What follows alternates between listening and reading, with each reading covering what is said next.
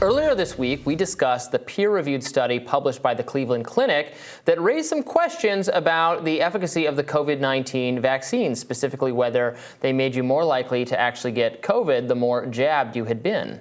The study first published as a preprint, but the latest peer-reviewed study released in April finds the risk of COVID-19 also varied by the number of COVID-19 doses, vaccine doses previously received. But the higher the number of vaccines previously received, the higher the risk of contracting COVID-19.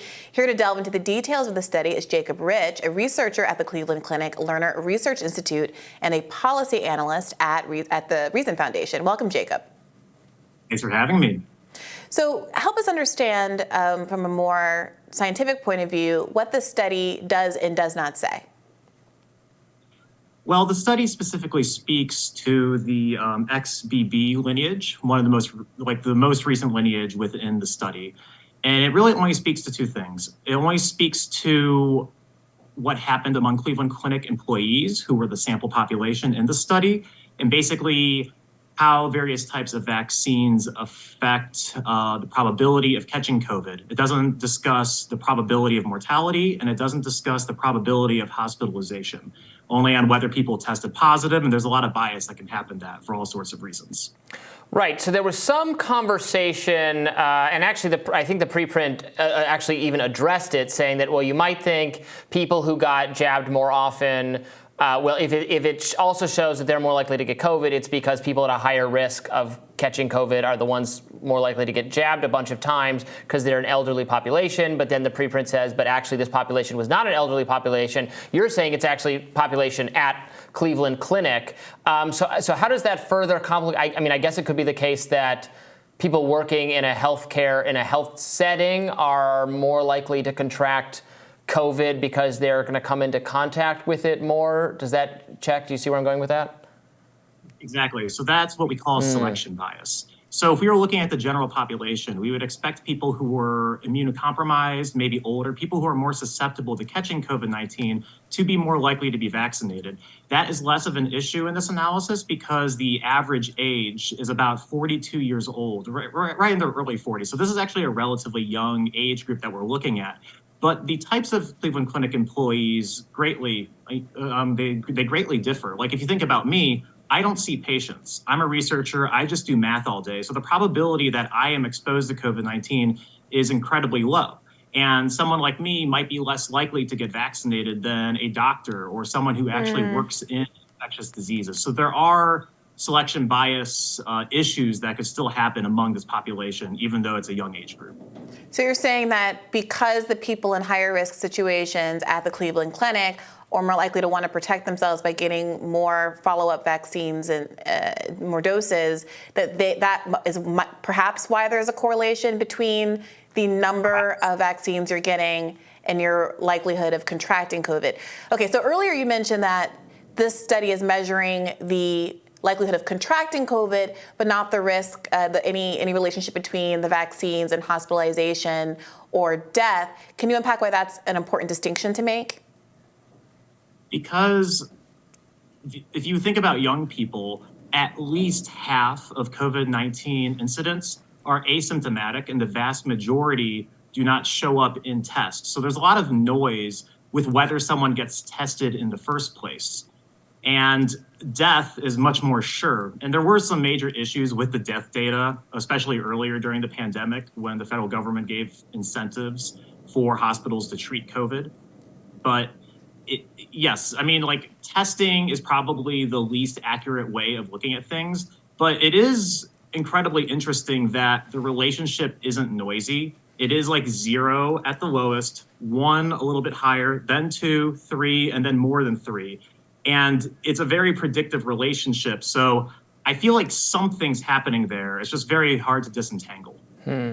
So obviously people are looking at this study and saying, you know, this vindicates, this would vindicate an approach of thinking that vaccine's still very important for high-risk individuals, elderly individuals, for which there's been some good evidence otherwise that the vaccines are helping with severe disease and death if you fall into a particular category. But this study, this preprint might be giving pause to people who are like, well, is it so important for otherwise healthy and younger people to get vaccinated over and over again, or to require it of that group? Frankly, the only real vaccine mandate that still exists that I can find in the U.S. is actually on college students at certain campuses. What is your impression of the kind of policy implications of what we're seeing here? I think the policy implications are most appropriate for the bivalent, because there are actually two parts of this, right? We were looking at the number of vaccines people received, regardless of vaccine type, and their probability of contracting COVID. But then we were also comparing the previous vaccines to the new vaccines. And the new vaccines did not go through much FDA approval. They were not tested on the general population. It was just assumed that they were going to work. And the study shows that they basically just don't work on one of the most recent forms of COVID. And I think that's actually the most major policy implication. The idea that the FDA can arbitrarily choose which types of vaccines go out and not determine whether they're effective. And I don't understand why anyone would actually force someone to get a vaccine that wasn't shown to be effective. And I don't completely understand the arbitrary criteria of choosing which types of pharmaceuticals don't need to go through the entire FDA approval process, especially with a technology as new as mRNA.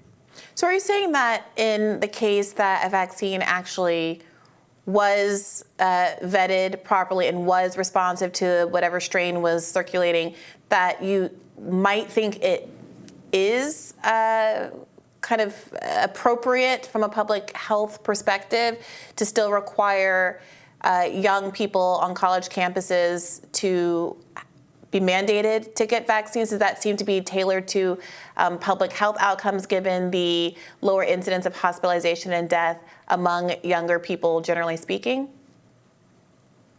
Before the pandemic, if you would have asked me that question, I would have said there is like a theoretical world where vaccine mandates do make sense. But after seeing the government's response to all of this and just thinking about how people react to incentives, if a vaccine works and something is very dangerous, people are going to get vaccinated.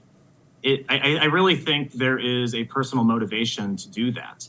And during Alpha, the vaccine did show that there was major reductions in the incidence of disease and possibly deaths associated with the disease. But if you look at the mortality rate among young people, it was incredibly low. And if you look at the incidence, or basically the prevalence of disease and whether young people would catch the disease, over half of the time, they didn't even show symptoms. And how likely you are to spread it to others is actually very dependent on your symptoms. If you're just breathing normally, you're not throwing mucus and all of this moisture into the air for other people to catch it. And maybe there's a slight probability that people would catch it from you still. It's really the symptomatic cases that are going to be the most likely to cause contraction. So I really don't think any sort of mandate is necessary. And then it actually puts the burden of proving that vaccines are effective back on the companies who actually have an incentive to make money from something that works, right? Jacob, thank you so much for joining us today. We really appreciate it. Thank you so much for having me. It was a pleasure.